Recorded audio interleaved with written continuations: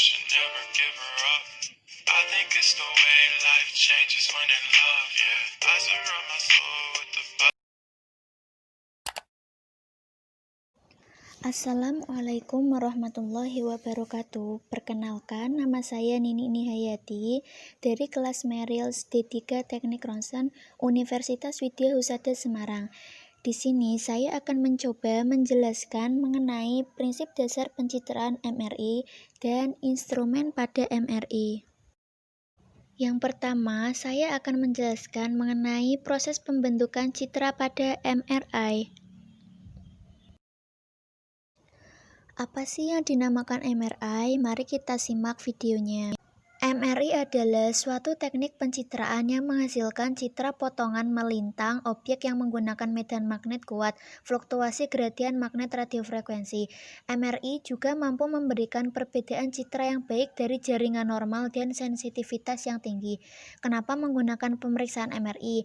Karena tidak menggunakan radiasi pengion, mampu mendapatkan citra berbagai arah irisan, aksial, koronal, sagital secara langsung. Terjadinya efek samping sangat rendah dan mampu memvisualisasikan, mengevaluasi, dan mendiagnosis berbagai kelainan. Bagaimana penjelasan terkait penyusun tubuh manusia tersebut? 1. Untuk sistem organ adalah organ-organ yang bekerja sama melakukan fungsi tertentu pada tubuh organisme. Contoh sistem organ misalnya sistem organ pada manusia antara lain sistem pernafasan, sistem pencernaan, sistem syaraf, sistem ekskresi. Setiap sistem organ saling bekerja sama satu dengan yang lain. Jika salah satu sistem terganggu fungsinya, maka sistem yang lain pun akan terganggu. Kerja sama sistem organ akan membentuk suatu organisme di dalam organ tubuh. Organ-organ akan bekerja sama satu dengan lainnya. Tanpa ada kerjasama dengan orang lain, proses dalam tubuh tidak akan terbentuk. Contohnya di dalam gambar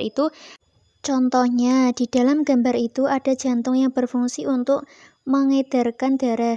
Tak dapat bekerja tanpa organ lain seperti pembuluh darah, begitu juga sebaliknya. Pembuluh tidak dapat bekerja tanpa adanya jantung. Kumpulan organ-organ dengan sistem tertentu disebut sistem organ. Organ adalah kumpulan beberapa macam jaringan yang bekerja sama untuk melakukan tugas tertentu. Organ tersusun atas jaringan-jaringan yang berbeda, misalnya jantung tersusun atas jaringan otot, jaringan saraf, dan jaringan darah. Struktur organ pada organisme berbeda-beda. Semakin tinggi tingkat organisme, semakin sempurna dan kompleks organnya. Jaringan adalah kumpulan sel yang memiliki fungsi dan struktur yang sama. Sel adalah unit terkecil yang memiliki kemampuan hidup dan berkembang biak. Sel merupakan kesatuan struktur organisme hidup atau sel merupakan satuan fungsi dari organisme hidup. Di antara sel-sel terdapat banyak perbedaan dalam ukuran, bentuk, dan struktur dalam. Molekul adalah bagian terkecil yang terdiri atas dua atau lebih ikatan atom. Selanjutnya, atom merupakan bagian terkecil dari suatu unsur yang tidak dapat dibagi lagi. Komponen atom terdiri dari elektron, proton, neutron. Elektron adalah yang beredar di struktur kulit atom yang bermuatan negatif, sedangkan proton dan neutron adalah struktur yang mengelilingi inti atom. Proton bermuatan positif, sedangkan neutron bermuatan netral. Tubuh manusia tersusun dari sistem organ, jaringan, sel, molekul, atom, atau elektron, proton, dan neutron. Maka secara sederhana seluruh tubuh manusia tersusun dari triliunan atom dan 63% tersusun dari atom hidrogen, objek pencitraan MRI. Mengapa? Pada proses pencitraan MRI hanya fokus pada proton saja karena memiliki muatan positif, berotasi mengelilingi sumbu, gerak rotasinya menghasilkan medan magnet. Pada gambar proton, arah panah menunjukkan medan magnetnya. Ketika tubuh manusia ditempatkan di dalam medan magnet yang sangat kuat, proton pada atom hidrogen akan berubah posisinya sehingga searah dengan magnet luar atau magnetisasi longitudinal. Selain merubah arah magnetisasi, proton juga mengalami wobble dengan frekuensi tertentu. Pesawat MRI akan memberikan pulsa RF dengan nilai frekuensi yang sangat spesifik ke atom hidrogen pada bagian tubuh tertentu pasien. Energi RF diabsorpsi oleh proton hidrogen dan mengakibatkan perubahan arah dari magnetisasi longitudinal ke magnetisasi transversal. Proses pembentukan citra MRI. Proton yang bermuatan awalnya bergerak acak, bagian tubuh X akan diperiksa MRI dengan diberikan medan magnet dari luar. Arah magnet proton menjadi searah dengan medan magnet luar. Proton mengalami presisi dan bisa diukur dengan frekuensi Lamor. Senilai lurus, WO sama dengan BO. Proton didapat radiofrekuensi yang sama dengan frekuensi presisinya. Arah magnetisasinya transversal. Posisi proton 90 derajat dari posisi awal. Radiofrekuensi atau magnet dihentikan. Proton kembali ke posisi awal dengan mengeluarkan atau memancarkan energi radiofrekuensi. Radiofrekuensi yang dikeluarkan sesuai dengan letak proton yang memancarkan radiofrekuensi di bagian tubuh X. Energi radiofrekuensi yang dipancarkan diterima oleh koil X. Energi yang ditangkap lalu dikumpulkan, diartikan, dan dibuat suatu citra MRI bagian tubuh X. Akan terlihat citra MRI kontras tanpa akibat akumulasi RF yang berbeda-beda. Instrumen pada MRI ada magnet, koil radiofrekuensi, gradian magnet, perangkat komputer, dan patient handling system. Jenis-jenis magnet. Ada magnet permanen, resistitif, superkonduktor. Apa sih yang dinamakan magnet? Magnet adalah setiap bahan yang bisa menarik logam atau besi.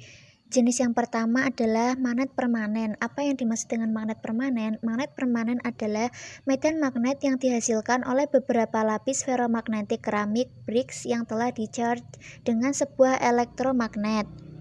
Kelebihan dan kekurangan dari magnet permanen. Kelebihannya, biaya pengadaan dan operasional murah, mudah perawatan, tidak memerlukan listrik yang tinggi. Kekurangannya, hanya mampu menghasilkan medan magnet yang relatif kecil, yaitu 0,3 Tesla, menghasilkan kualitas citra yang lebih rendah, pesawat MRI sangat berat. Pengertian dari magnet resistitif. Medan magnet dibuat dari lilitan besar kawat yang dialiri arus listrik. Ada dua jenis air-core atau inti udara dan iron-core yaitu inti besi. Air core lebih ringan tetapi hanya menghasilkan medan magnet 0,2 Tesla, membutuhkan power listrik yang lebih tinggi dibanding air core. Dapat dimatikan apabila tidak digunakan. Sedangkan iron core merupakan gabungan antara permanen magnet dan iron core. Inti magnet atau fork digunakan untuk memperkuat medan magnet yang dihasilkan. Bodinya seperti permanen magnet tetapi tidak menggunakan keramik bricks. Sama seperti air core memerlukan banyak power listrik air pendingin. Kelebihan dan kekurangan magnet resistitif. Kelebihan, kos pengadaan murah, kos pemeliharaan murah, bisa dimatikan saat tidak digunakan, atau medan magnet hilang saat dimatikan. Kekurangannya, memerlukan power listrik yang tinggi. Medan magnet yang dihasilkan relatif kecil sampai sedang, memerlukan pendingin, medan magnet tidak stabil. Pengertian dari magnet superkonduktor hampir sama dengan magnet resistitif. Medan magnet dihasilkan dari lilitan kawat yang besar. Kawat terbuat dari bahan niobium titanium yang kalau didinginkan sampai 9,50 K akan kehilangan tahanan listrik. Kelebihan dan kekurangan magnet superkonduktor. Kelebihannya, kualitas citra tinggi, medan magnet yang dihasilkan tinggi. Sedangkan kekurangannya, biaya perawatan mahal, pasien kurang nyaman, dan memerlukan listrik yang tinggi. Presisi proton. 1. Mengalami penyearahan dengan arah medan magnet luar. 2. Mengalami gerak presisi. Arah magnetisasi. Keacakan arah magnetisasi saling melemahkan. Total magnetiknya 0. Ketika proton dalam tubuh di tempat medan magnet kuat, maka arah magnetisasi mengikuti magnet luar atau yang lebih besar.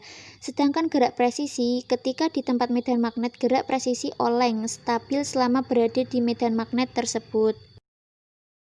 Rumus pada gerak presisi dan frekuensi Lamor. WO sama dengan Y kali BO, di mana WO frekuensi Lamor MHz, Y gyromagnetic ratio atau MHz atau T, BO kuat medan magnet eksternal atau T, W frekuensi Lamor, Y konstan atau tetap pada masing-masing proton, B kuat medan magnet eksternal atau T. Pada rumus tersebut menghasilkan berbagai Tesla, dan nilai Tesla yang digunakan adalah 0,3, 0,5, dan 1,5. Sedangkan 3 Tesla untuk kepentingan diagnosis. Kekuatan magnet bumi 1 Gauss. 1 Tesla adalah 1000 Gauss, jadi 1 Tesla 1000 kali magnet bumi. Frekuensi lamor adalah nilai kuat medan magnet yang diberikan. Ketika radiofrekuensi diberikan, apa yang akan terjadi? Dia akan berubah arah nilai sama persis dengan nilai frekuensi proton, maka si proton akan merubah arah 90 derajat dibandingkan yang awal. Setelah itu, apa yang terjadi ketika radiofrekuensi dimatikan? Maka proton secara perlahan akan kembali ke arah semula atau magnetisasi longitudinal atau menyearahkan dengan arah medan magnet luar dengan melepas energi yang disebut dengan proses relaxation atau relaksasi. Apa yang terjadi dengan energi yang dilepas? Energi menjadi panas, diserap oleh proton yang lain, dilepas sebagai radiofrekuensi. Radiofrekuensi yang dilepas, proton akan diterima oleh koil MRI dan dikirim ke perangkat komputer. Signal tersebut diolah menjadi citra MRI potongan melintang objek. Koil radiofrekuensi merupakan bagian yang menyerap dan mengumpulkan energi radiofrekuensi yang dipancarkan oleh proton, diibaratkan sebagai antena dalam piksel MRI, memancarkan radiofrekuensi senilai proton dan menangkapnya kembali. Berdasarkan bentuk dasarnya ada dua, surface coil dan volume coil. Jenis coil berdasarkan jenis pemeriksaan yang dilakukan yaitu coil tubuh, coil kepala, coil vertebra, coil leher, coil keni, coil wrist, coil shoulder, coil breast, coil endokavitari, misal coil prostat atau endovaginal, coil periferal vaskular, coil fleksibel, dan coil temporomandibular joint atau TMJ. Gradien magnet. Gradien magnet merupakan medan magnet kedua yang dibangkitkan Higgs-nya pada saat tertentu. Intensitasnya lebih kecil daripada magnet utama. Gradien magnet fungsinya untuk membuat arus listrik atau induksi, serta digunakan untuk menentukan irisan pada proses pengambilan data. Perangkat komputer. Perangkat komputer digunakan sebagai controller atau pengaturan parameter pengambilan data. Yang kedua, processing data, yaitu image rekonstruksi. Berikut ini adalah gambaran dari citra MRI. Yang terakhir adalah patient handling system. Perangkat yang digunakan untuk menempatkan dan mengatur posisi pasien di pesawat MRI, meja pemeriksaan dengan bahan ferromagnetik. Dibutuhkan juga perangkat tambahan untuk keamanan dan kenyamanan pasien, seperti belt, air plug, alarm pasien, monitor pasien, dan perangkat komunikasi dengan pasien. Potensi bahaya pada MRI. Yang pertama, medan magnet statis. Ada efek biologis, belum ada secara langsung dalam penelitian, dan efek mekanis yang ditimbulkan medan magnet yang menimbulkan suatu benda mental bergerak secara cepat ke dalam pesawat MRI. Kedua, gradien magnet.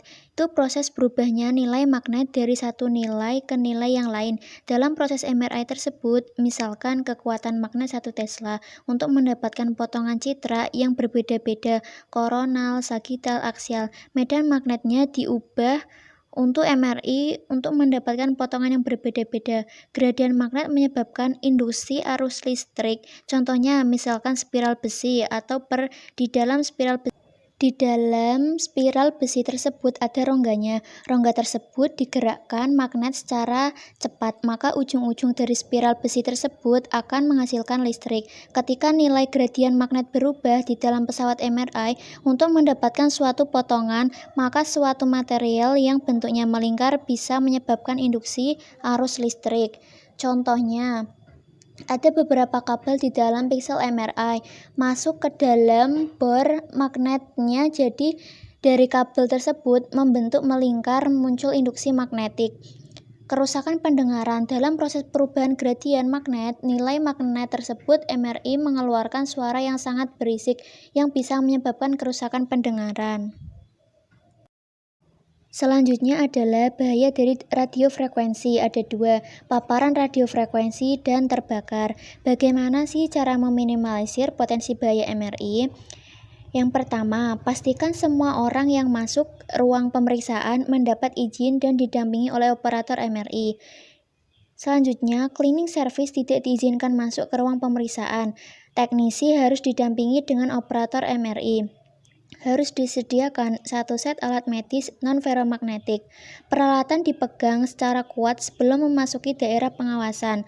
Selalu meminta orang yang akan memasuki ruang MRI untuk mengosongkan kantung dan melepas sabuk sebelum masuk ruang magnet. Lakukan screening ke setiap orang pasien atau petugas tanpa terkecuali.